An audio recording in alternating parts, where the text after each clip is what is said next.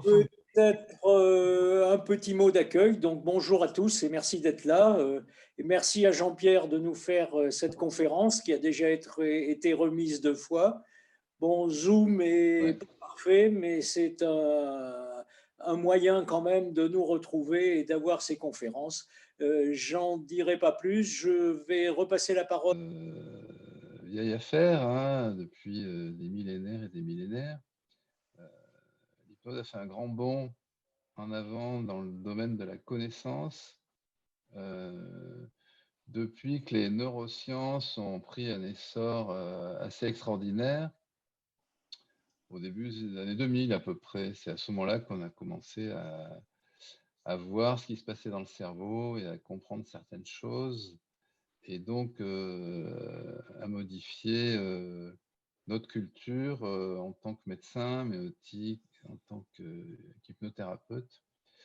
Et donc, je vais faire un petit rappel de ce qu'on connaissait avant, et puis vous parler de ce qui a été actualisé et assuré depuis qu'on connaît les neurosciences. Mais ça a été une révolution parce qu'avant, l'hypnose, on disait ouais, il faut y croire, ouais, bon, c'est des trucs un peu psycho-nébuleux. Euh, Est-ce que ça existe vraiment? Et maintenant, c'est une question qu'on ne se pose plus parce qu'on sait que l'hypnose existe, on sait sur quel réseau ça marche, on sait qu'est-ce que ça génère comme effet, comme connexion, comme sécrétion de neuromédiateurs, etc. Donc, la question de l'hypnose ne se pose plus. Et pourtant, je vais essayer de faire bouger ma diapo.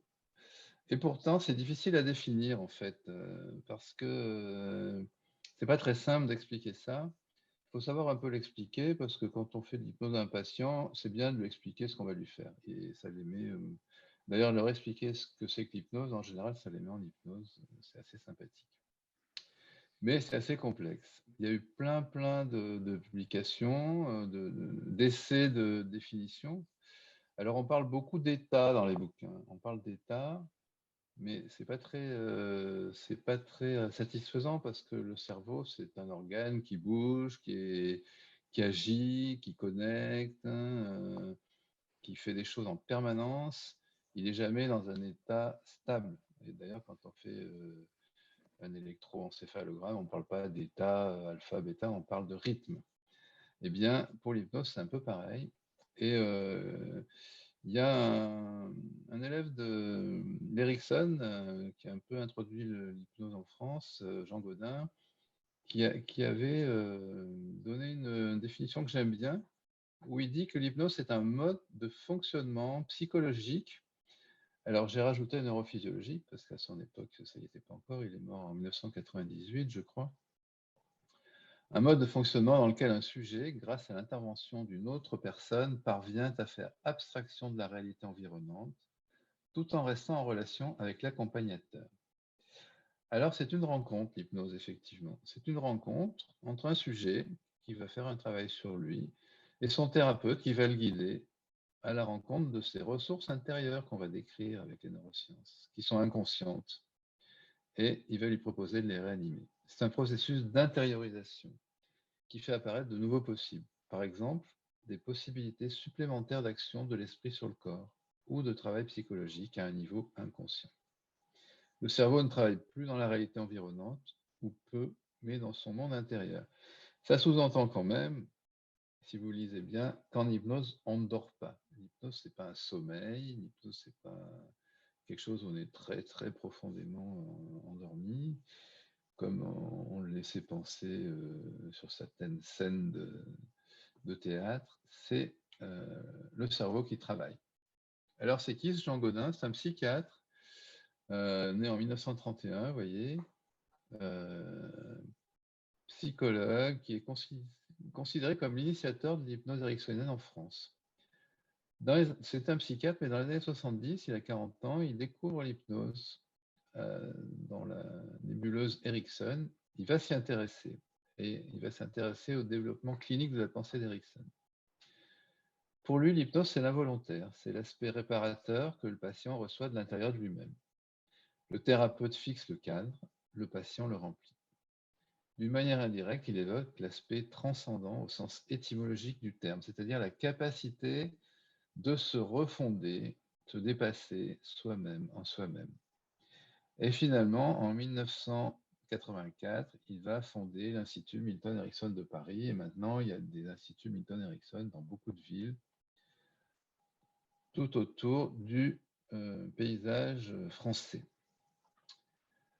Alors, un petit mot d'histoire quand même, c'est intéressant parce qu'on trouve des traces il y a 40 siècles, par exemple.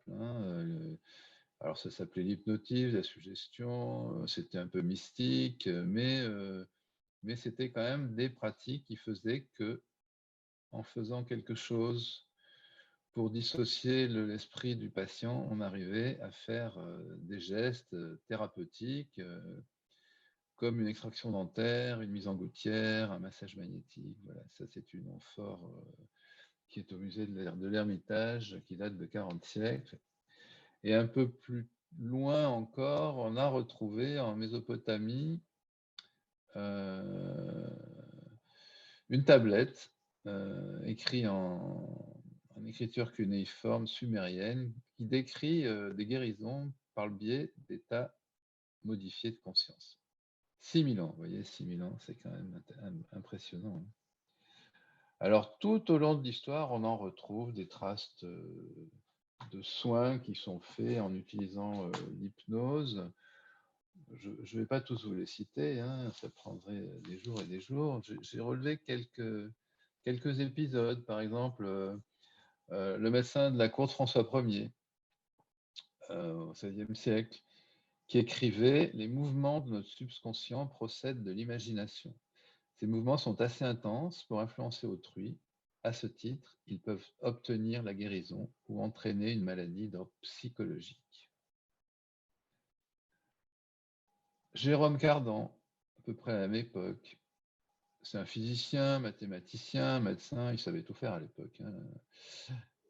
Il a laissé un ouvrage posthume où il décrit l'état où il parvenait, état voisin de la privation de toute perception extérieure et semblable au sommeil. Il y parvenait par la fixation prolongée d'objets brillants.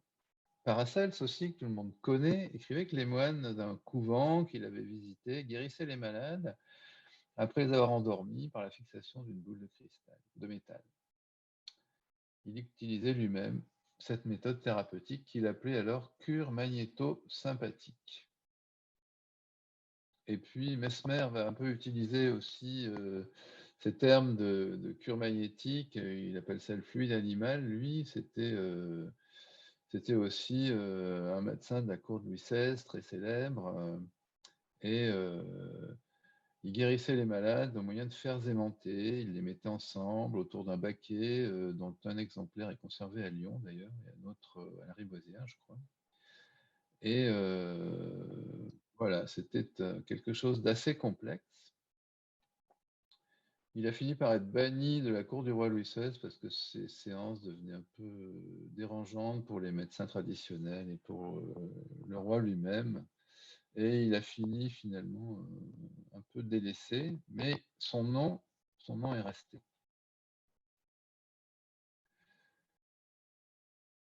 Il y a quelqu'un qui demande d'admettre, là, je ne sais pas s'il faut que je clique. Bon, j'ai cliqué. Alors, il faut citer John Elliotson aussi. C'est une belle étape.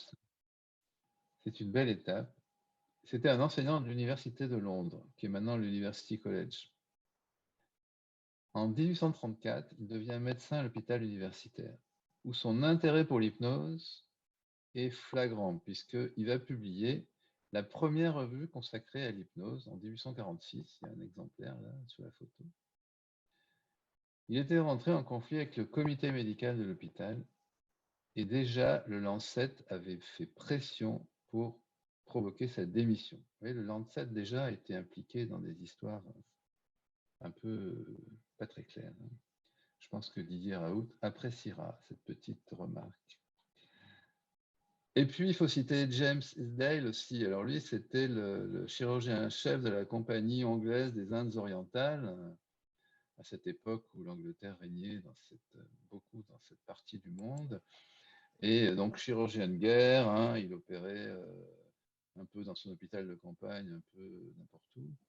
Et il avait découvert l'hypnose grâce à un magnétiseur itinérant et il avait un esprit très scientifique et il s'était dit qu'il allait essayer un peu d'utiliser cette technique pour ses opérations d'amputation. En général, c'est des amputations. Et donc, il avait fait une étude et c'est peut-être la première étude scientifique sur l'hypnose d'ailleurs, où il a montré que ces interventions à vif, l'anesthésie à l'époque, c'était 4 baraques qui vous tenaient, hein, puis c'est tout. Hein. Il y avait une mortalité de 40%, et quand il utilisait l'hypnose, la mortalité baissait à 5%. Donc, première étude scientifique sur l'hypnose, très intéressante. Il faut citer aussi James Braid, chirurgien anglais, lui aussi, qui découvre l'hypnose, qui va l'utiliser beaucoup en faisant fixer un objet brillant à ses patients.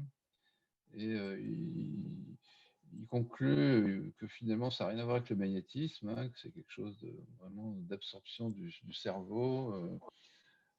Et il va baptiser cette technique l'hypnotisme. Et donc, c'est la première fois que ce nom est vraiment officiellement apparu dans la médecine en 1841. Et il va d'ailleurs finir par créer l'Association médicale britannique qui va publier un rapport favorable sur l'hypnose, 1891.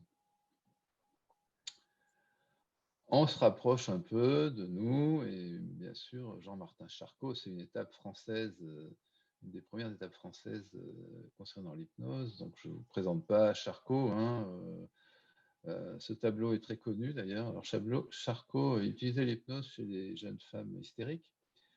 Mais il touchait jamais ses malades, Charcot. C'était un médecin assez prudent sur le plan de l'infectiologie.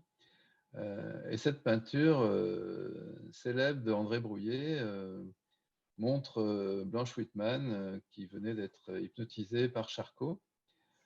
Ce qui est intéressant sur cette diapo, sur cette photo, c'est qu'il y a des hommes célèbres, je vous en citerai 2 simplement.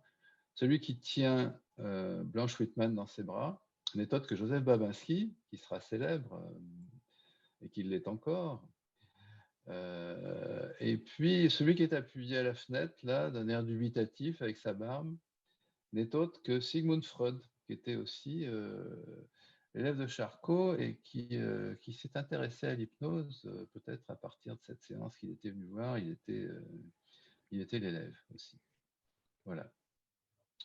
Il faut citer aussi Liébaud, qui est un des pères de l'hypnotisme moderne.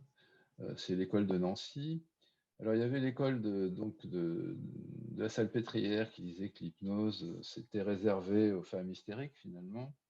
Et puis, il y avait l'école de Nancy, pilotée par Hippolyte Bernheim, qui était le patron, et qui a poussé Liébaud à travailler sur l'hypnose, et qui a établi qu'il n'y avait pas besoin de boules brillantes, il n'y avait pas besoin de trucs particuliers, que c'était la suggestion qui invitait les patients à entrer en hypnose.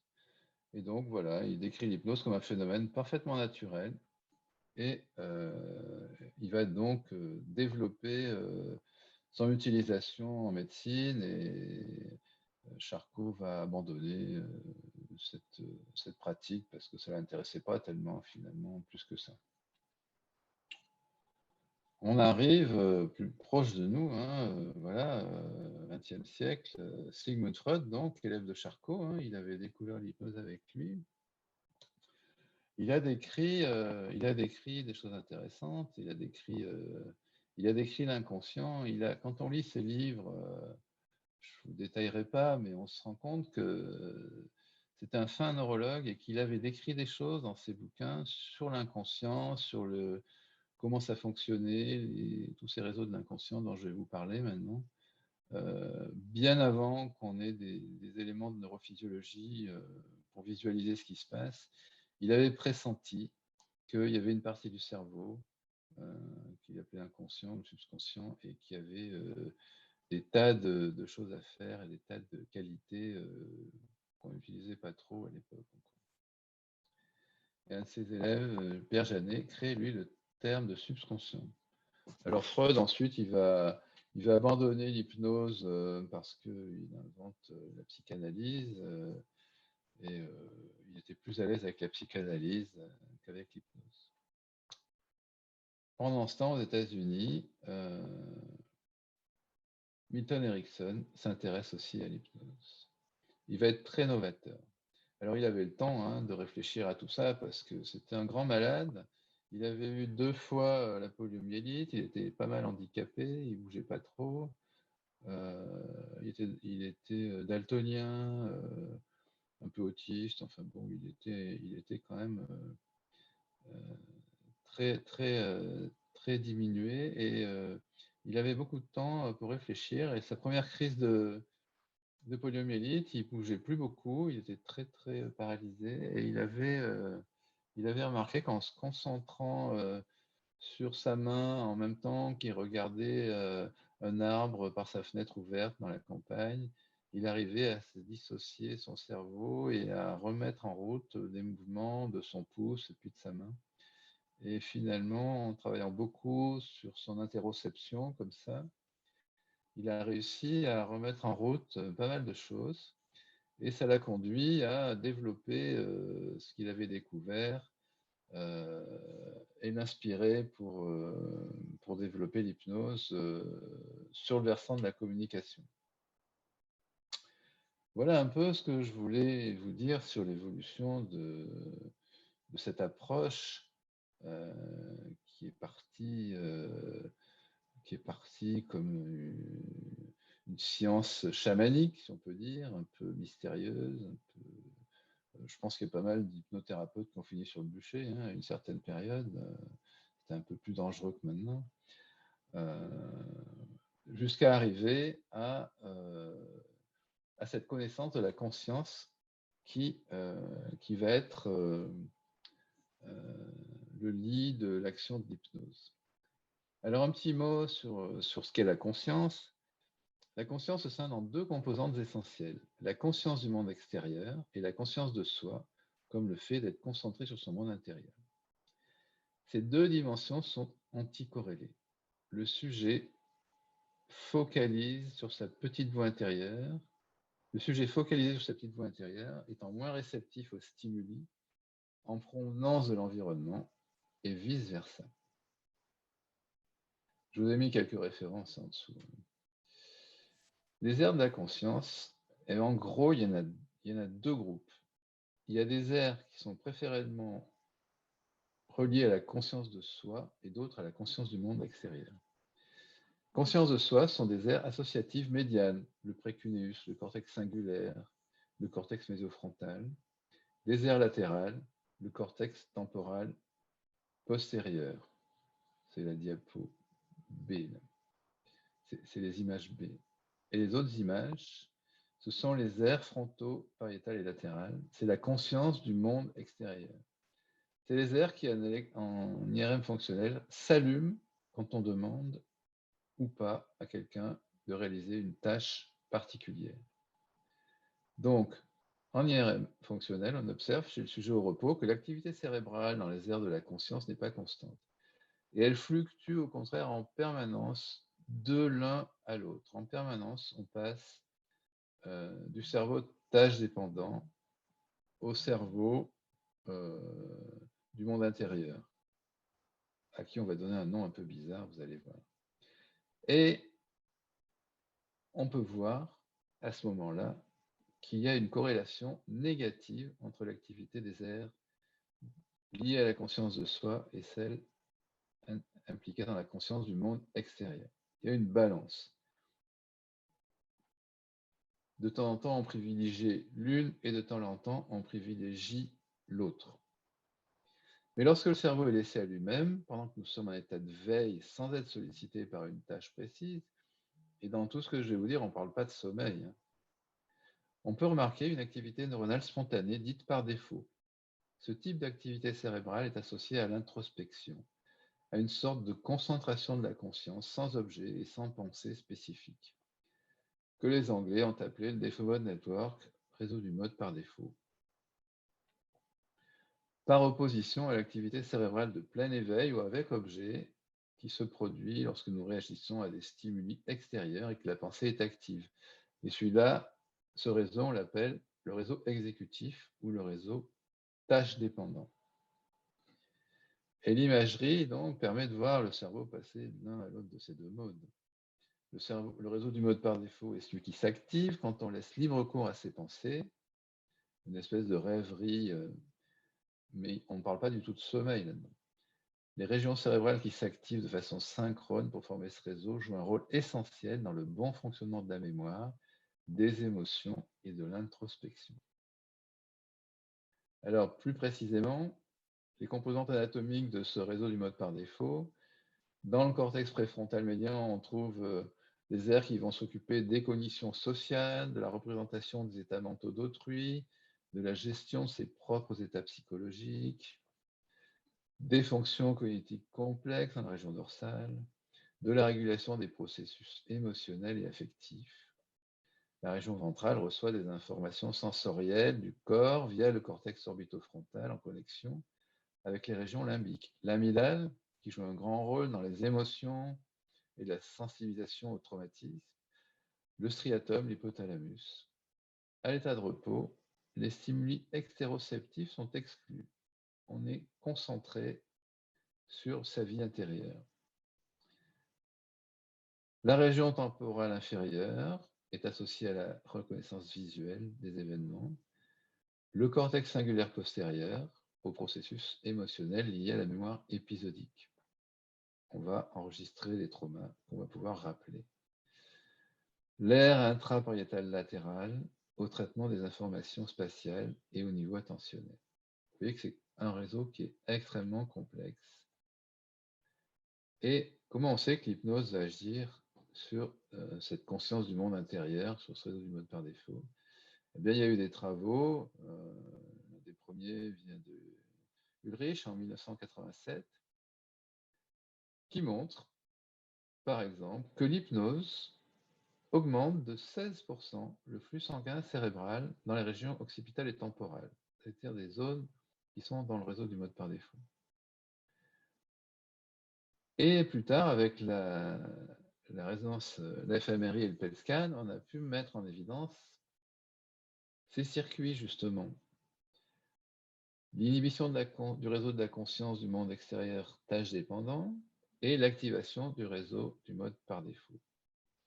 Voilà ce que fait l'hypnose. C'est-à-dire que dans ce petit cheminement hypnotique, on va mettre au repos ses connexions avec le monde extérieur et on va activer son mode par défaut pour le faire travailler, pour le reconnecter, pour diminuer des inflammations dans certaines zones, comme on le verra, dues à des traumatismes, dues à des surcharges, dues à de la douleur, dues à plein de choses.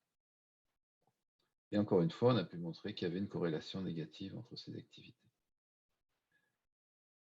Donc en hypnose, le réseau tâche dépendant réduit son activité. Il y a des équipes belges qui ont beaucoup travaillé là-dessus. On peut le schématiser comme ça un peu, ce qui se passe dans le cerveau. En blanc, en clair, on a modélisé le réseau de tâches dépendant,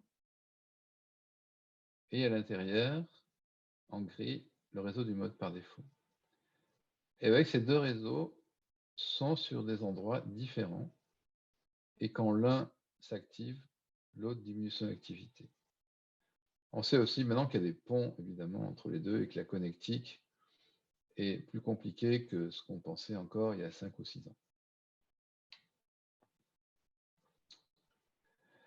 L'observation des zones activées dans le cerveau en hypnose suggère que, loin de perdre la maîtrise de son corps, la personne en hypnose serait au contraire en état d'hyper-contrôle, comme si dans le mode de fonctionnement de l'hypnose, l'activité imaginaire du cerveau était en mesure de modifier de façon bien réelle les perceptions vécues par le corps.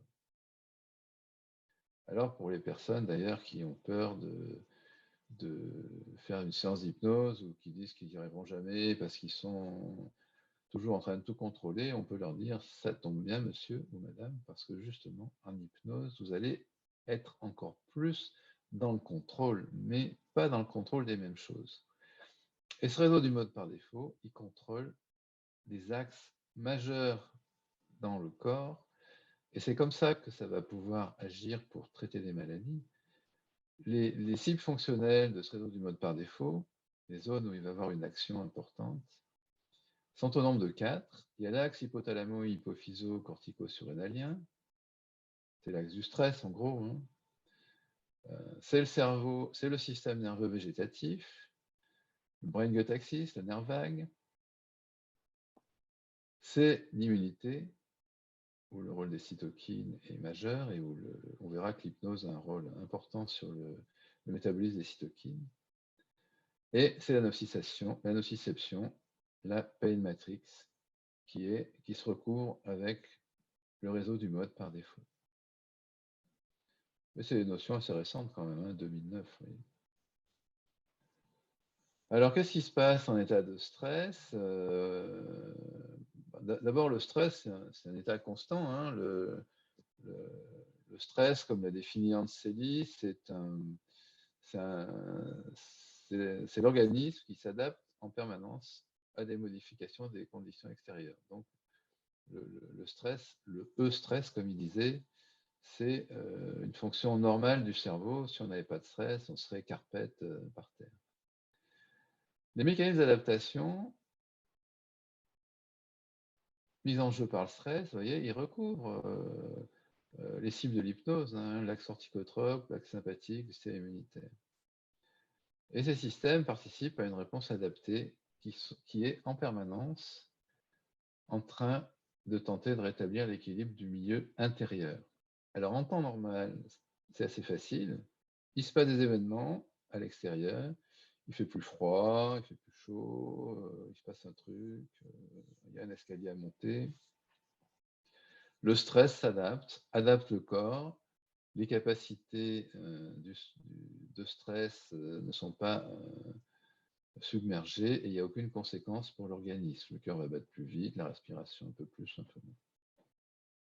Si les ressources de l'organisme sont insuffisantes devant une situation extérieure trop importante, trop violente, comme un accident, comme la guerre, comme des choses très très violentes, eh bien le stress va être dépassé et des problèmes de tous ordres peuvent survenir et les conséquences de ce vécu d'impuissance vont devenir de plus en plus délétères en déstabilisant l'équilibre de l'organisme et en laissant des traumas et ce qu'on appelle le stress post-traumatique qui va se pérenniser et où l'hypnose va pouvoir intervenir pour régulariser tout ça. Qu'est-ce qui apparaît si ces capacités d'adaptation sont dépassées?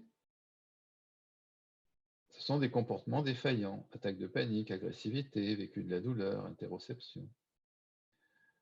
Et des symptômes physiques, augmentation du débit cardiaque, de la ventilation, dérivation du sang d'une zone à l'autre, altération également des inhibiteurs de la douleur. Le contrôle inhibiteur diffus nociceptif va être impacté et quand le stress est submergé par une attaque trop violente, eh bien, on observe un défaut d'inhibition et c'est ce qui va créer ce qu'on appelle maintenant le syndrome de sensibilisation centrale. C'est un phénomène physiologique où tous les neurones de la neuromatrix deviennent hyperexcitables. Alors, on le trouve dans un groupe de maladies pas très spécifiques, qu'on appelle fibromyalgie, qu'on appelle syndrome de fatigue chronique, qu'on appelle syndrome de l'intestin irritable, dans lesquels la sensibilisation centrale peut être une étiologie commune. C'est une cible privilégiée de l'hypnose. Alors, pour mémoire, je ne détaille pas, mais on a maintenant des façons de mesurer qu'on est bien devant certaines maladies dans le domaine de l'hypersensibilisation centrale, avec tout un tas de questionnaires que je ne détaillerai pas, mais C'est sur le sommeil, c'est sur la raideur, sur l'angoisse, sur la fatigue, sur des douleurs, sur la tension, etc. On a pu montrer, et notamment Bruno Bonas, que vous connaissez, hein, qui travaille beaucoup sur le stress et sur l'hypnose également, on a pu montrer que l'exercice physique, la musique, la relaxation, le yoga, la méditation, l'hypnose sont capables de moduler le stress, de diminuer l'inflammation, et notamment par son action sur les cytokines pro-inflammatoires, et donc de moduler l'immunité. Cet effet passe notamment par une restauration du tonus vagal, et donc de ses propriétés anti-inflammatoires. On a pu montrer, oui, il y a des travaux divers, que l'hypnose, en restaurant la connectivité fonctionnelle cérébrale, est capable de restaurer une balance fronto-amygdalienne dont on sait qu'elle est capable de moduler la coordination de l'axe corticotrope et du système nerveux autonome, qui est souvent dérégulé dans le stress, mais aussi dans la dépression et dans les pathologies inflammatoires chroniques. L'hypnose favorise la résilience et les stratégies d'ajustement au stress. Elle favorise aussi la restauration de l'axe neuro-endocrinien immunitaire et a donc un effet anti-inflammatoire. D'une part sur le nœud amygdalien. En effet, en situation de stress, l'amygdale est enflammée, elle grossit et elle sécrète beaucoup de cytokines. Le système du nerf vague aussi est enflammé et sécrète beaucoup de cytokines. Et l'hypnose, ça a été mesuré, va permettre de faire diminuer cette production de cytokines pour la ramener à la normale. Et on a également une action qui a été mesurée sur le volume de l'amygdale chez la souris. Je ne sais pas comment ils ont fait, bref. Mais l'hypnose ramène la production de cytokines inflammatoires et les volumes de l'amygdale à la normale. Chez l'homme, on ne va pas peser l'amygdale évidemment, mais on mesure le cortisol salivaire et la variabilité cardiaque, qui sont des marqueurs très intéressants de ce déséquilibre ou de cet équilibre retrouvé. Vous voyez par exemple tout ce que ça implique, cette action anti-inflammatoire de l'hypnose sur le syndrome de sensibilisation centrale, principalement par son action sur les cytokines. Eh bien, vous voyez, voilà tous les symptômes qui ont été mesurés avec l'action de l'hypnose, hein, les nausées, les vomissements, la satiété, les douleurs cardiaques, les migraines, les lombalgies, les troubles urinaires, etc. Il y a dans tous ces domaines qui sont dans le champ de la sensibilisation centrale une action significative de l'hypnose. Alors, Bruno Bonas a fait il y a quelques mois, pendant l'été, un petit article dans une revue sur le système du nerf vague et la Covid-19. Il a décrit en définitive que quand on stimulait le nerf vague, puisque son laboratoire travaille beaucoup là-dessus, quand on a une stimulation du nerf vague en mettant une électrode sur le nerf vague, on fait diminuer le RH cytokinique qu'on trouve dans certaines pathologies, comme l'intestin irritable, et que ça diminue beaucoup cette immunité un peu exubérante de ces maladies. Et il en a conclu que probablement on était en droit de se dire que dans les symptomatologies liées à la Covid qui vont vers l'orage cytokinique, eh bien, on pouvait imaginer que la stimulation du nerf vague pouvait être efficace. Et en lisant cet article et la bibliographie sur l'hypnose, eh bien, je me suis dit que pourquoi pas, on pouvait dire aussi que, en fait, l'hypnose agit de la même façon. Et d'ailleurs, Bruno Bonas, chez ces malades qu'il suit pour un intestin irritable, il en prend en charge et il m'en envoie également pour faire de l'hypnose parce qu'il dit que l'hypnose, c'est ce qui marche le mieux par rapport à toutes ces thérapeutiques très coûteuses qu'on propose et qui finalement sont trop symptomatiques et pas assez centrales. Donc, cette hypothèse, j'avais envie de la partager avec vous. Pourquoi l'hypnose ne serait pas étudiée dans cette maladie, mais on espère qu'on va en être bientôt débarrassé et que ce projet ne pourra pas se tenir. Voilà. Mais c'était pour vous montrer que vraiment, l'hypnose a un rôle très mesurable sur la production de cytokines cérébrales, notamment au niveau de l'amygdale. Voilà pour ce qu'on sait en gros sur la neurophysiologie de l'hypnose, et ça a fait faire un bond évidemment en avant sur les pratiques qui sont maintenant beaucoup moins exubérantes et qui sont beaucoup plus centrées et s'appuient beaucoup plus sur ces connaissances qu'on a de ce réseau du mode par défaut et de ce monde intérieur qui est le monde de l'hypnose, et qui montre aussi que l'hypnose, ça n'est pas que un truc psy, ça n'est même surtout pas un truc psy, c'est quelque chose qui agit sur des défaillances et des dysfonctionnements de ce réseau par défaut, décrit il y a maintenant 25-30 ans, et où l'hypnose a trouvé sa place. Alors, comment ça marche l'hypnose? Il faut en parler un petit peu quand même. Comment faire rentrer nos sujets dans ce monde intérieur où ils vont se promener et remettre de l'ordre dans tout ce qu'il y en a besoin. Ça s'appuie sur trois choses, l'hypnose. D'une part, la suggestibilité, qui est la capacité du sujet à suivre les représentations proposées par le thérapeute sans représentation critique.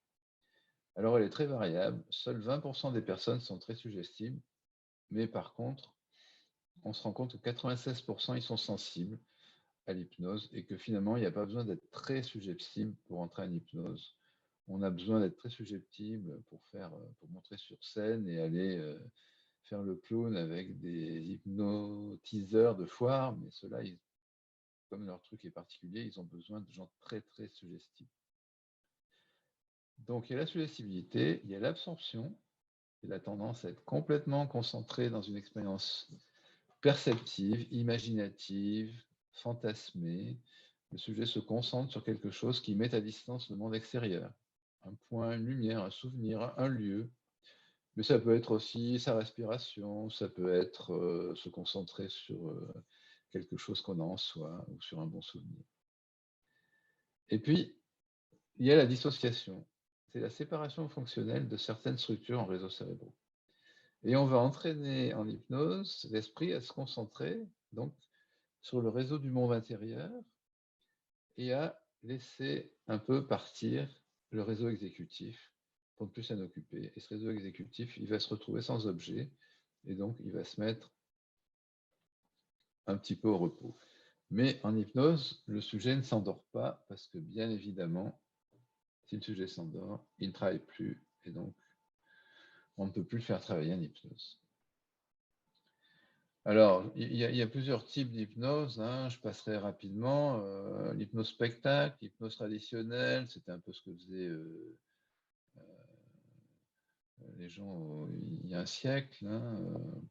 Et puis l'hypnose ericksonienne, qui est l'hypnose moderne maintenant qu'on utilise de façon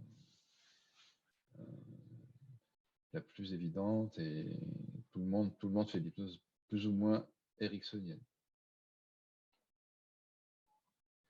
L'hypnospectacle, c'est une technique faite pour réaliser un spectacle souvent impressionnant et brillant. Mais c'est l'hypnose qu'on pourrait appeler plutôt Mesmer. Le Mesmer de maintenant, il dit que c'est une espèce de transe, il dit que c'est une fascination. Il dit mes sujets, ils ne sont pas en hypnose, ils sont en fascination.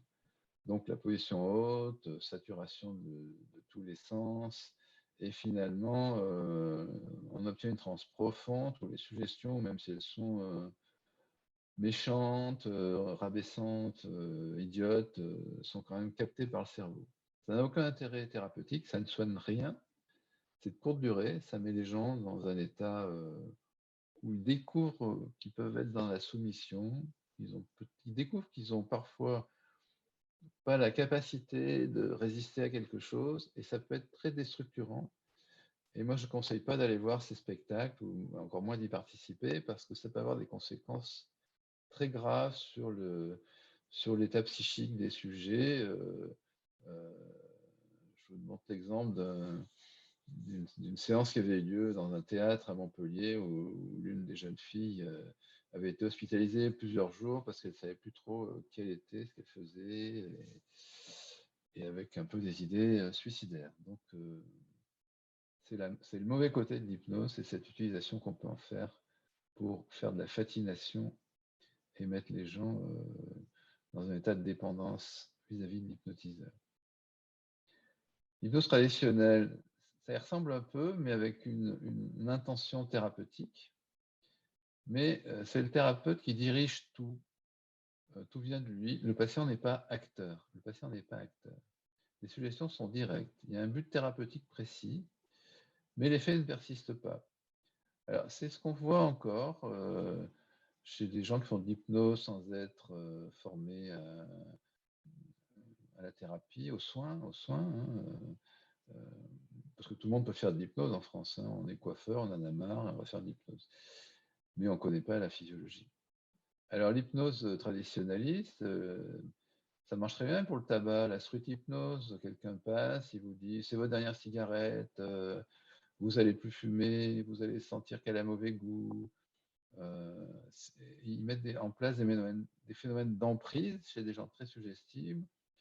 Et effectivement, la personne, dès qu'elle verra une cigarette, elle aura un mauvais goût dans la bouche et elle ne fumera plus. Mais ça va durer quelques mois. Il y a eu des études qui ont montré qu'au bout de 3 mois, il y avait 80% de bons résultats. Au bout d'un an, il n'y en avait quasiment plus, parce que cet effet-là s'épuise, parce que rien n'a changé dans la psyché de la personne, en fait.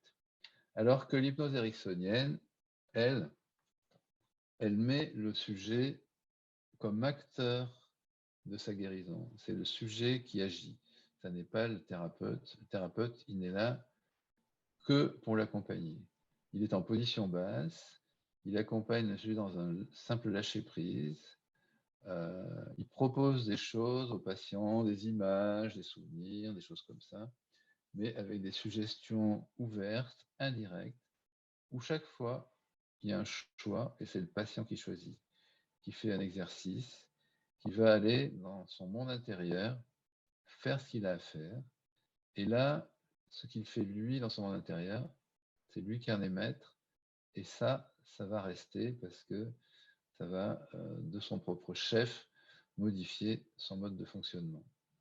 C'est de l'hypnose légère, les sujets sont à la limite entre le conscient et l'inconscient, c'est un peu flottant, et c'est surtout basé sur l'utilisation de métaphores, parce qu'au cerveau inconscient, on ne peut pas lui parler de façon objective, claire, comme ça, mais on lui parle par métaphore, en évoquant des situations qui vont évoquer à l'inconscient d'autres situations qui l'intéressent. Les contes sont beaucoup utilisés, par exemple, en hypnose, pas que chez les enfants. Donc, la nouvelle hypnose, comme disait Jean Gaudin, que je rappelle, hein, voilà, c'est une nouvelle hypnose. On dit ça maintenant pour plus dire ericksonien, parce que tout le monde dit ericksonien, mais ça a un peu évolué depuis Erickson. C'est une pratique qui vise à collaborer avec le patient, qui lui est expert de son problème et propriétaire de ses capacités de changement.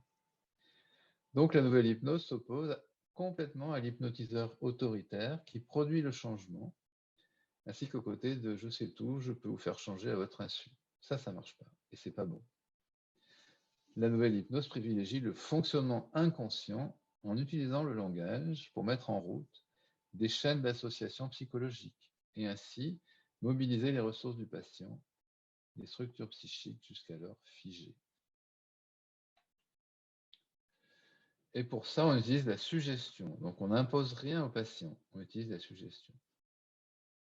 C'est une communication, la suggestion, ou une séquence de communication qui ont pour but de faire apparaître des actions visibles ou des réponses invisibles chez un sujet. Elles sont appelées suggestions dans la mesure où les effets résultants ne sont pas des réponses volontaires et où les réponses sont fréquemment non conscientes. La nouvelle hypnose privilégie le fonctionnement inconscient en utilisant le langage pour mettre en route des chaînes d'association et ainsi mobiliser les ressources du patient, des structures psychiques jusqu'alors figées. Je vous donnerai un exemple tout à l'heure si vous voulez. Quelle est l'utilité de ce phénomène? Eh bien, la modification de l'activité cérébrale qui intervient pendant la séance d'hypnose permet à celui qui en bénéficie de trier, de reprogrammer, de modifier ce qui, dans son comportement, ses pensées, ses apprentissages, ses erreurs de logique, ses traumatismes, exprime un dysfonctionnement délétère. L'intérêt de l'hypnose est de rendre le patient acteur de sa guérison, de se redécouvrir autrement et mieux. Erickson disait de l'inconscient qu'il protégeait toujours l'individu et qu'il suffisait de le faire travailler pour accéder à des solutions qui, dès lors, se manifesteraient d'elles-mêmes. Alors, quelles sont les indications maintenant qu'on a vu tout ce que ça pouvait faire? Il y a des domaines où c'est très utilisé. La pédiatrie, les enfants sont très très friands d'hypnose, ils rentrent très facilement dans leur imaginaire et ils profitent beaucoup de cette approche de leurs problèmes. L'anesthésie, bien sûr, vous avez vu que ça, vous vous rappelez James Esdell, hein, qui opérait ses patients sur les champs de guerre. D'ailleurs, à l'époque, c'était très courant d'utiliser l'anesthésie. À la suite, à cette période-là, on n'avait pas de produit. On a utilisé la première moitié du 19e siècle, jusque vers 1850. La seule façon d'endormir un peu les gens, entre guillemets, c'était l'hypnose. Et puis, en 1850, il y a une salve de progrès en chimie. On a découvert l'éther, on a découvert le protoxyde d'azote, on a découvert l'halotane. Et finalement, ces produits ont supplanté l'hypnose parce que finalement, c'était plus facile, il n'y avait pas besoin de se former. Bon, ça tuait un peu les gens, mais bref, à l'époque, c'était pas si grave que ça. Et finalement, les anesthésistes ont plutôt utilisé ces produits et l'hypnose est restée sur le bord de la route. Mais avant l'apparition de ces produits, c'était l'hypnose qui était la première aide des chirurgiens. Donc c'est aussi utilisé pour les interventions, douleurs aiguës, en traumato, les SAMU, les analgésies interventionnelles, les voies veineuses, les drains, les sondes, les petites sutures, aux urgences, ça sert beaucoup. C'est utilisé en anesthésie, donc je vous l'ai dit qu'encore maintenant, et ça revient de plus en plus parce que c'est une façon de faire qui n'a pas de contre-indication, qui n'a pas d'effet indésirable.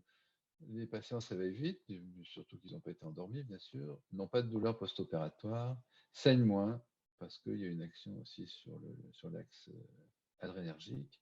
Donc, c'est de plus en plus au goût du jour, de nouveau.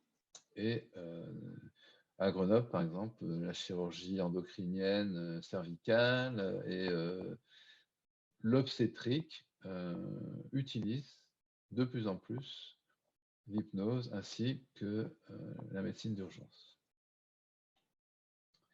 C'est aussi utilisé chez les dentistes, les kinés.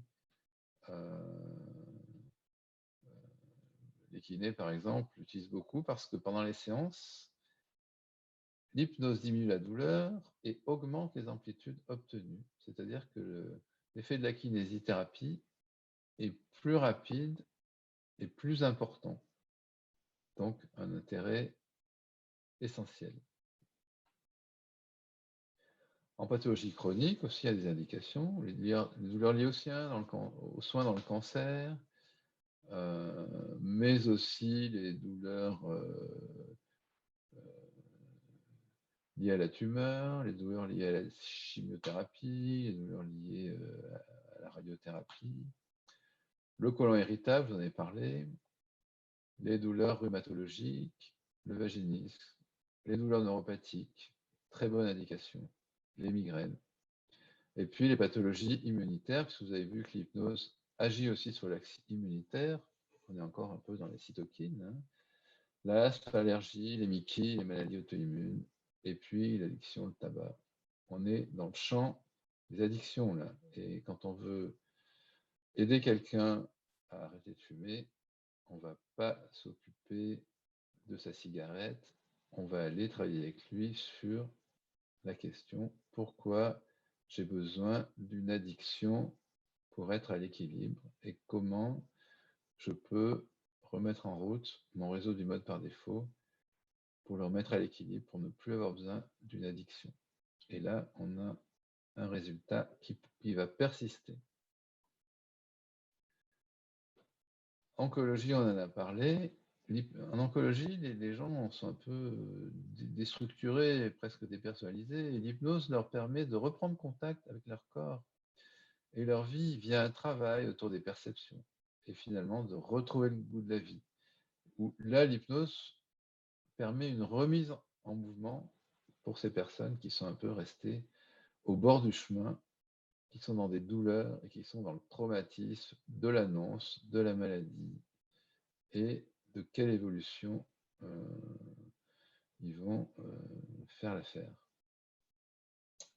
Même en soins palliatifs, nous l'utilisons, moi je l'ai beaucoup utilisé, ça permet aux personnes, dans les derniers moments de leur vie, d'avoir quand même des bons moments, dans les instants ultimes, de se remettre dans des petits projets, même si ce sont des projets de quelques heures.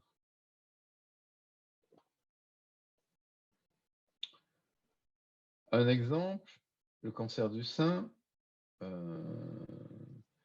c'était l'équipe de Janssen, 8 femmes qui étaient en traitement pour un cancer du sein ou de survivantes de cancer du sein qui présentaient un ou plusieurs des 4 symptômes suivants, douleur chronique, fatigue, bouffée de chaleur et troubles du sommeil, ont reçu 4 à 5 séances de formation à l'auto-hypnose pour la gestion des symptômes. Les analyses ont révélé des diminutions significatives avant et après le traitement, de l'intensité de la douleur, de la fatigue et des problèmes de sommeil, et que l'intensité de la douleur a continué de diminuer après le traitement. 6 mois après, la douleur avait continué à diminuer. Quand on installe quelque chose en hypnose, ça va s'installer définitivement. Pour l'arrêt du tabac, dans le cadre du cancer, c'est aussi beaucoup utilisé maintenant. En France, vous savez que le nombre de décès liés au tabac est estimé à 73 000 par an, dont 44 000 par cancer bronchique. On pourrait parler aussi d'ailleurs des BPCO qui sont aussi nombreuses et qui sont aussi mauvaises comme issue. Et donc la lutte contre le tabac est une mesure efficace pour limiter le cancer bronchique. Eh bien, on a pu montrer que les thérapies cognitives, comportementales et en particulier l'hypnose permettaient d'aider le fumeur à se débarrasser de son addiction et ont une place dans la prévention des rechutes. Encore un travail sur l'effet de l'hypnothérapie sur les symptômes de l'intestin irritable. Vous voyez qu'avec l'hypnose, on fait baisser la douleur, on augmente, on fait baisser les troubles du transit, on fait baisser le ballonnement et on augmente la sensation de bien-être général. Hypnose contre placebo hein, dans ces deux cas. Donc c'est significatif largement, comme vous le voyez. 96, c'est pas récent, mais ça marchait quand même. Dans la fibromyalgie également, je vais un peu rapidement parce que le temps passe. Hein. On est donc dans un syndrome de sensibilisation centrale, je vous en ai parlé tout à l'heure. La cible, c'est donc les cytokines, et on a pu montrer que là aussi, il y avait une action importante pour restaurer le bien-être dans cette pathologie et diminuer les symptômes très gênants comme la fatigabilité, la qualité du sommeil, la douleur et la qualité de vie. Les douleurs neuropathiques aussi sont une cible intéressante de l'hypnose, le zona, les neuropathies périphériques, notamment les neuropathies diabétiques, sont une bonne indication d'hypnose. L'algie vasculaire de la face, la névralgie du trijumeau, les migraines, les neuropathies diabétiques. Voilà. On a travaillé beaucoup à Grenoble sur ces sujets avec des bons résultats. Les troubles psychologiques, dépression, anxiété, stress post-traumatique, les TOC, les phobies. L'insomnie, anxiété, dépression. Je passe. Pour terminer, qu'est-ce que ça change pour le soignant? Eh bien, les soignants, une fois formés, ils se rendent compte que, d'une part, ça leur a apporté une nouvelle compétence, un outil de plus dans leur caisse à outils de soignants, et ça, c'est bien. Ça leur permet de se mettre plus en contact avec le sujet, d'entendre et de comprendre la souffrance de l'autre, sans se faire du mal. On est capable d'être en empathie sans être dans le souffrir avec. Ça apporte une liberté, un confort de travail. Avec l'hypnose, on travaille plus vite, on travaille plus facilement et on travaille sans faire mal et avec une bonne coopération du sujet. Ce sont des solutions qui éloignent le sentiment d'impuissance. Et le sentiment d'impuissance, si vous regardez les études actuelles, les essais et puis ce que disent les personnes qu'on interviewe, c'est quelque chose qui est énorme en ce moment. On est dans un monde hospitalier qui est stressé depuis quelques années, qui est encore plus stressé par la crise actuelle, et ça entraîne des peurs et de l'impuissance. Et on peut répondre en faisant des petites réunions pour apprendre l'hypnose et l'auto-hypnose au personnel de santé, et ils s'en servent avec beaucoup de bonheur. Pour le patient, pour lui aussi, ça entraîne une situation symétrique. Il n'est plus un objet, mais un participant. Il est acteur de son histoire. On lui explique, il a une approche différente. Il va apprendre des choses, notamment l'auto-hypnose. Et lui aussi, il va remettre du sens sur son histoire. Et voilà tout ce que je voulais vous dire pour aujourd'hui. Et je vous remercie de votre attention.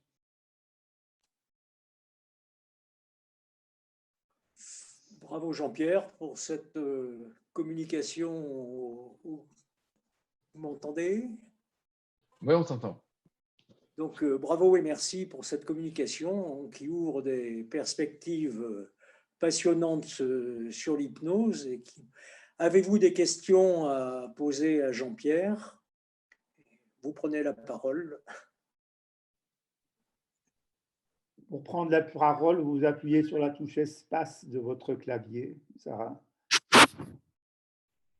Actionne le micro. J'aimerais savoir qu'est-ce qu'il y a comme communauté ou différence entre l'hypnose et la méditation. La méditation aussi, c'est une pratique qui est de plus en plus utilisée dans un peu les mêmes buts pour remettre son fonctionnement général sur le bon chemin. Et est-ce que c'est proche? Est-ce que c'est quelque chose de complètement différent?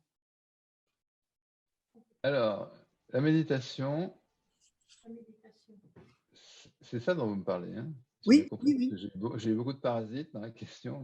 Mais... Oui, c'est la méditation. La méditation, alors ça a été beaucoup utilisé, ça a été beaucoup étudié par une équipe de Montréal, au Canada, avec Pierre Rainville, que je connais bien.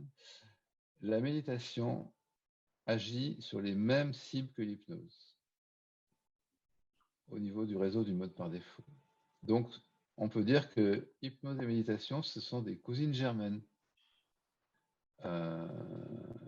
C'est simple. Alors, c'est l'intention qui est un petit peu différente. L'hypnose, c'est un outil thérapeutique que va utiliser un soignant pour traiter son patient, en lui apportant des ouvertures, une autre façon de voir les choses, ou une analgésie, ou voilà, suivant qu'on est dans une thérapeutique, une anesthésie, un stress post-traumatique, tout ça. Donc, l'hypnose, c'est un outil thérapeutique. La méditation, c'est quelque chose d'abord qui est personnel, on n'a pas besoin de quelqu'un d'autre pour méditer, hein, on fait ça à l'intérieur de soi. La méditation, c'est un outil de bien-être où on va, sans avoir forcément subi d'agression ou d'opération, quoi que ce soit, on va faire des séances de méditation, un rythme défini pour faire fonctionner son réseau du mode par défaut le plus confortablement possible. Voilà. Donc, au niveau neurophysiologique, il y a peu de différence. C'est les mêmes structures qui s'allument. C'est simplement l'intention qui est différente. Pour l'un, il y a une intention thérapeutique. Pour l'autre, il y a une intention de bien-être personnel. Mais c'est les mêmes structures. Et il y a aussi, d'ailleurs, Pierre Hanville l'a dit dans un de ses derniers papiers, il y a aussi la prière qui agit sur les mêmes structures cérébrales, d'ailleurs. Voilà. Ça répond à votre question? Tout à fait, merci. D'autres questions? Ils sont hypnotisés. Je pense que Noël Camus a dû partir, je suppose, parce que je la vois plus dans le... Ah bon, c'est dommage. Dommage, parce que c'était une praticienne de l'hypnose en obstétrique. C'est une sage-femme qui... Ouais. Mais elle n'est pas de Grenoble, elle, si? Elle était formée à Grenoble, à l'école de Grenoble, et elle est à Toulouse. Ouais, c'est ça. Ouais. Elle est à Toulouse. Bon, Je crois que je la connais. Ouais. Je la connais avant. Très bien, d'ailleurs. Mais bon, c'est dommage qu'elle soit partie. Elle devait avoir un planning assez chargé. Et elle c'est dommage. Tu vois. Elle connaît très bien. Elle vient de partir à l'instant. Hein. Elle est restée jusqu'au bout, pratiquement. Oui. D'accord. Bon, très bien. Voilà. Écoute, vous avez compris que l'hypnose, c'est un outil formidable qu'on peut utiliser dans des tas de domaines et que voilà, et ça demande un apprentissage, ça demande d'être dans une relation confortable avec son patient. C'est assez proche comme mentalité que ce qu'on apprend dans le début d'éducation thérapeutique. Hein. C'est quitter la position haute du médecin, comme on l'avait il y a 40 ans, et puis on l'avait parce qu'on ne savait pas faire autrement, puisqu'on nous avait appris. Et puis laisser sa place au patient pour rentrer dans un dialogue avec son soignant et en profiter complètement de ce qu'on lui apporte. Voilà. Donc c'est un outil très intéressant qui se développe de plus en plus. Voilà, je vous remercie de m'avoir écouté. En tout cas. Est-ce qu'on peut te poser une question? Dans le monde des soins d'une façon générale, hôpital... Ça, c'est la voix de Michel Boss, non? C'est la voix de Michel Boss. Tout à fait. Clinique, comment les personnes qui possèdent la compétence en hypnose se font reconnaître des soignés pour qu'ils puissent avoir accès le plus facilement possible aux compétences existantes? Comment ça se passe? Il y a une reconnaissance dans les services, dans les établissements? Alors, c'est une bonne question, Michel, parce que c'est compliqué en ce moment. En France, c'est compliqué. Parce que, encore dans les établissements de santé, on sait qu'il a été formé, il y a de plus en plus de DU maintenant, et puis il y a des instituts de formation qui sont connus, qui ont une certaine réputation, qui sont... moi, mon organisme de formation, il est reconnu au Datadog, par exemple, donc j'apparais dans les... Voilà. Mais en ville, encore une fois, n'importe qui peut aller sur Internet et en quelques heures, soi-disant, se former à l'hypnose et puis faire de l'hypnose, la street hypnose, des trucs comme ça. Donc, c'est très embêtant parce qu'il y en a beaucoup. Et les gens qui tombent sur des gens comme ça, qui ne sont pas bien formés, eh bien, ils sont un peu en danger. On aimerait que, comme en Suisse, si on met qu'on fait de l'hypnose, il faut le tampon du gouvernement, quoi. Sinon on est en infraction. Et donc les instances vérifient comment on est formé. En France, pour l'instant, il n'y a pas ça. On travaille à essayer de faire reconnaître la vraie hypnose.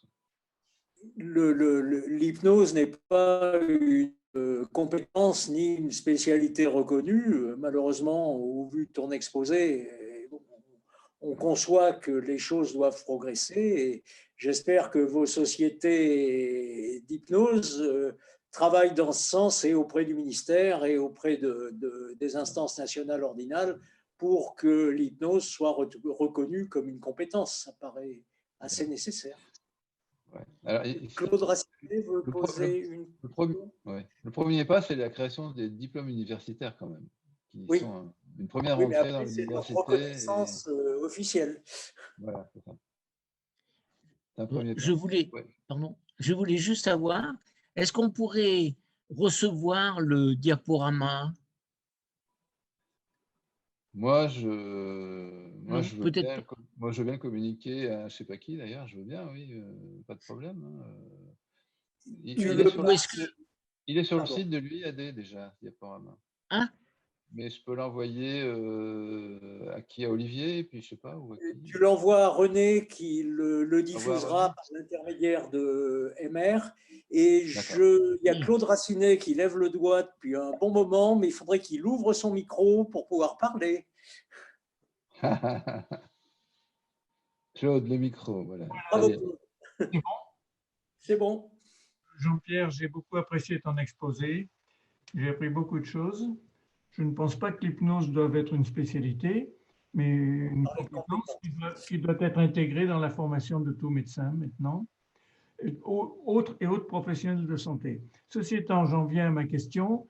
Quelle est maintenant la place de la sophrologie devant l'émergence de l'hypnose? Est-ce que ça ne devient pas inutile de s'astreindre à des formations en sophrologie?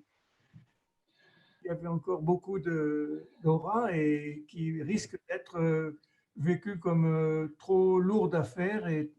Oui. Oui, alors c'est une bonne question. Alors d'abord, Claude, je suis d'accord, c'est pas une spécialité l'hypnose. Hein. C'est comme la douleur, quoi. C'est une compétence qu'on doit acquérir pour pouvoir l'intégrer à des tas d'action, l'anesthésie, la rhumato. Bon, bref, voilà. Il faut surtout pas qu'on en fasse une spécialité d'ailleurs. Ça serait pas une bonne application. Alors la sophro, c'est intéressant ta question. Quand on veut agir sur le stress, quand on veut agir sur le stress, on a trois outils. Il y a la relaxation, il y a la sophrologie et il y a l'hypnose. D'accord? Donc, on a aussi étudié en IRM fonctionnel comment agissaient ces trois approches pour traiter le stress. Et on s'est rendu compte que la relaxation et la sophrologie n'allumaient pas le réseau du mode par défaut. Donc, si tu veux, la sophrologie, c'est une façon consciente de faire des exercices qui vont amener une relaxation sur les stress musculaires, sur la respiration, sur les choses accessibles à la conscience, mais ça ne va pas agir en profondeur. Ça ne va pas agir sur les cytokines, par exemple. Alors que l'hypnose, c'est comme si c'était un niveau plus profond, quoi. Est-ce que ça répond à ta question? Tout à fait, tout à fait. Voilà la différence. Alors après, oui, on se dit, quitte à se former, pourquoi pas se former à l'hypnose, hein, parce que qui peut le plus, peut le moins. Hein. Bien sûr, je suis d'accord avec toi. Je ne vais pas mettre les sophrologues à dos non plus. Hein. Oui. On peut faire les deux. C'est une étape. Non? Voilà. Alors, ça peut être un complément. Moi, j'ai des patientes qui viennent me voir pour une fibromyalgie. Je leur fais 5-6 séances d'hypnose. Elles vont bien. Ensuite, elle me dit, mais docteur, avant, je faisais de la sophro. Est-ce que je peux continuer? Je dis, mais bien sûr, il n'y a pas d'antagonisme, il n'y a pas de contre-indication. Ça n'agit pas sur le même champ. Donc, c'est un complément, quoi. C'est un complément qui est tout à fait envisageable. Comme la relaxation, quand on a fait un jogging, on fait un peu de relaxation. Une autre question. Michel Bost lève la main. On a parlé beaucoup de Bruno Bonaz et de la sphère des maladies inflammatoires digestives. Dans un autre secteur où justement douleur est aussi bien présente et inflammation également, est-ce que la sphère rhumatologique est très ouverte à l'hypnose, en sachant que c'est peut-être pas tout à fait les mêmes types d'inflammation que les maladies inflammatoires digestives. Absolument, absolument. C'est complètement différent et les processus et techniques qu'on utilise en hypnose sont également un peu différents. Mais alors la rhumato un peu aiguë ou pas très ancienne, c'est de la douleur nociceptive, hein, donc voilà. Et puis ensuite, petit à petit, les douleurs qui sont mal gérées, on arrive sur des douloureux mixtes avec la douleur nociceptive de l'arthrose du genou, par exemple, et quand même des phénomènes d'hypersensibilisation centrale. Donc c'est assez compliqué. Je ne dirais pas qu'on guérit ces gens en hypnose, hein, faut pas. Mais en termes de qualité de vie, on les améliore beaucoup. Ils retrouvent le sommeil, ils retrouvent une certaine mobilité, un périmètre de marche, etc. C'est quand même très intéressant pour ces personnes. Mais la rhumatose, c'est un domaine difficile, hein, de toute façon. C'est pas magique, hein, l'hypnose. C'est pas magique. Hein, je viens pas vous dire que ça soigne tout, hein, mais ça apporte quelque chose dans beaucoup de domaines. D'autres questions? Oui, j'en aurais une, Jean-Pierre. Ouais, Philippe. Oui. Comment, dans l'ambiance du tohu-bohu des interventions de traumatologie des SMUR, la pratique de l'hypnose m'interpelle. Est-ce que c'est possible? Et puis, deuxième question, j'ai appris de mes jeunes collègues que la prise en charge d'un patient par l'hypnose peut être le fait du médecin, mais également d'un autre membre de l'équipe qui a été formé à cela. Peux-tu m'éclairer? Alors, sur la dernière question, là, effectivement, l'hypnose est accessible à tous les professionnels de santé. C'est-à-dire qu'il faut avoir un cursus en santé, connaître un peu ce que c'est que la santé, ce que c'est un malade. Et donc, moi, je forme des médecins, des infirmières, des kinés, des dentistes, des psychologues. Si un jour il y a une cotation, ça sera réservé, d'après ce qu'on sait avec la HAS, aux médecins et aux psychologues. Pour les médecins, pour être complet, pour les médecins, il y a une cotation. Il y a une cotation, je peux vous la donner, c'est ANRP 001, qui correspond à la définition séance d'hypnose à visée antalgique, mais qui est une cotation non valorisée, c'est-à-dire que ça n'entraîne pas de paiement. Mais c'est utilisé dans les établissements de santé pour faire apparaître qu'il y a cette activité d'hypnose qui est utilisée dans certains services. Donc, il y a une cotation, il y a un numéro. Ensuite,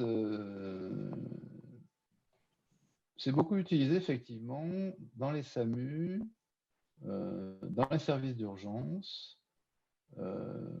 alors même chez les pompiers, puisque mon collègue de Strasbourg, il y a quelques années, a formé toute une équipe de pompiers à l'hypnose et ils trouvaient ça génial parce qu'ils arrivaient à prendre en charge au bord de la route des gens en hypnose et avec un bénéfice intéressant. Pour faire de l'hypnose, moi j'en ai fait en bloc opératoire, hein, où le chirurgien se plaint, laisse tomber un écarteur, dit putain, qu'est-ce que fait l'infirmière? Voilà, bon. C'est ça les blocs opératoires. Pas toujours, mais bon. L'hypnose, on n'a pas besoin d'un silence de cathédrale parce qu'on emmène par son discours, par sa voix, par son installation, le patient dans un autre monde un peu. Et finalement, il n'est plus du tout incommodé. C'est pas qu'il ne les entend pas, son cerveau, tâche dépendant, il reste un tout petit peu allumé. Et après, ils disent, ouais, j'ai entendu qu'il y avait un peu de bruit à un moment, mais ça ne m'a absolument pas dérangé. Voilà. Et donc, c'est utilisable. Et au SAMU, c'est intéressant parce que je ne vais pas me faire détailler sur comment marche l'hypnose, mais au SAMU, quand on prend quelqu'un qui vient d'avoir un accident, qui a froid, qui est complètement en sidération, il est déjà en hypnose. On appelle ça de l'hypnose négative. C'est-à-dire qu'il n'est plus dans le présent, il n'est plus là, il est dans son mode par défaut. Il est en train d'hypersensibiliser son amygdale, son système limbique, tout ça. Et donc, c'est encore plus facile parce qu'il suffit d'aller le prendre là où il est en hypnose et de le remettre en hypnose positive par de l'imagerie, par les techniques qu'on apprend, hein, voilà. Mais c'est certainement pas plus compliqué que dans un cabinet. Et donc, c'est de plus en plus utilisé. Moi, j'ai formé un médecin qui est urgentiste à Voiron, là, aux urgences de Voiron. Il me dit, mais je m'en sers du matin au soir, l'hypnose. Intéressé, où ça? J'avais déjà vu, je crois. J'ai déjà vu. Ah oui, où ça? Où ça? Là. Quelqu'un parle? Déraciné. Là, je ne t'entends plus, Jean-Pierre. Mais c'est normal parce que je dis plus rien. Est-ce que tu as entendu ma réponse? Oui, pas tout à fait la fin parce que le ton baissait. Bon. Mais je complète ma question et puis après j'arrête. Est-ce qu'il faut être dans un environnement à peu près calme, à l'abri, dans l'ambulance, ou est-ce que ça peut se faire sur un blessé incarcéré au moment où les pompiers actionnent la SIG avec tout le bruit, etc. Absolument. C'est là que ça va être intéressant. Parce que le blessé qui est incarcéré, il va être consciemment absent pendant les manœuvres de désincarcération. Il va être dans une histoire qu'on lui raconte, dans un endroit où on l'amène, dans un discours qu'on lui propose. Et vous vous rappelez, première diapo, absorption et dissociation. Oui. Je l'absorbe dans une histoire et je le dissocie de ce qui va se passer dans le conscient autour de lui. Et à ce moment-là, il ne se rappellera même plus qu'on a scié sa voiture en deux. Eh bien, je te remercie. D'autres questions? Une dernière pratique. Vas-y, Michel. Jean-Pierre, on suit bien l'idée, ton intervention dans la formation, mais au niveau maintenant de la prise en charge, tu as encore une activité entre guillemets thérapeutique quotidienne? Oui, non, alors j'ai plus d'activité hospitalière, j'ai arrêté, à part maintenant où je suis un peu médecin régulateur au SAMU, mais juste pour le Covid. Par contre, j'enseigne un peu l'hypnose avec Bruno Bonas dans la semaine du stress et avec dans le DU de thérapie complémentaire avec Mireille Mousseau. Et puis, donc j'enseigne l'hypnose avec Global Essence, là, vous voyez dans ma diapo. Et puis, je fais des consultations à Voiron. Je pars avec Agaro, qui est l'association de Mireille pour les cancers du sein. Et d'autre part, en cabinet, comme ça. Mais bon, à petite vitesse, hein, je ne suis pas... D'accord. Je suis à un petit quart de temps, quoi. C'est pour m'amuser. Et tu es secteur 1 ou secteur 2? Alors, je fais pas de l'hypnose en tant que médecin. Parce que sur les conseils éclairés du successeur d'Olivier Roux, il m'avait déconseillé de faire ça en tant que médecin. Il m'avait dit, Jean-Pierre, tu ne vas rien y gagner. Donc, tu mets ta plaque, Jean-Pierre Alibeux, hypnose, et puis on sait qui tu es, mais tu ne fais pas ça en tant que médecin. J'ai suivi ses conseils, qui me permet de faire de l'hypnose quand j'ai envie, et pour les copains et les copains des copains, et pas plus que ça, quoi. Est-ce qu'on peut t'envoyer Véran pour lui diminuer le stress? Alors Véran me stresse beaucoup, donc je ne pense pas que c'est une bonne idée de nous rapprocher. J'ai écrit des choses sur Véran. Sur Mediapart, si vous voulez les lire, Ah, vous verrez que ça ne sera pas mon patient. ah, d'accord. Mais Mediapart, Edoui Planel, moi, c'est pas ma tasse de thé. Hein. Non, moi non plus, mais on peut avoir un blog et c'est intéressant pour ça. Oui, d'accord. Très bien. Voilà. Mais il n'y a pas de revue d'hypnose vraiment académique en France. Hein. Il y a des pseudo-revues, mais c'est dommage qu'il n'y en ait pas. Si j'étais plus jeune, je pourrais peut-être créer une revue d'hypnose, ce serait intéressant. Mais voilà, faut que j'en reparle avec Bruno, parce que Bruno Bonas est très intéressé par l'hypnose, il connaît ça très bien. Et par contre, je fais chaque année un congrès d'hypnose qui s'appelle les Journées francophones de l'hypnose. Et chaque année, Bruno Bonas vient nous parler de la neurophysiologie de l'hypnose avec tout ce qu'il a lu et appris d'année en année. Et il fait ça très très bien et ses interventions sont très appréciées. Oui. On change de ville chaque année et c'est l'année prochaine, enfin, cette année, ça sera à Paris ou en visio, parce que le congrès de la douleur qui a eu lieu, là, on l'a fait en visio parce que c'était trop dangereux pour nos amis de le faire autrement. Et mes consultations d'hypnose, je les fais en visio aussi actuellement et ça marche très très bien. Alors, est-ce qu'il y a d'autres questions, d'autres remarques?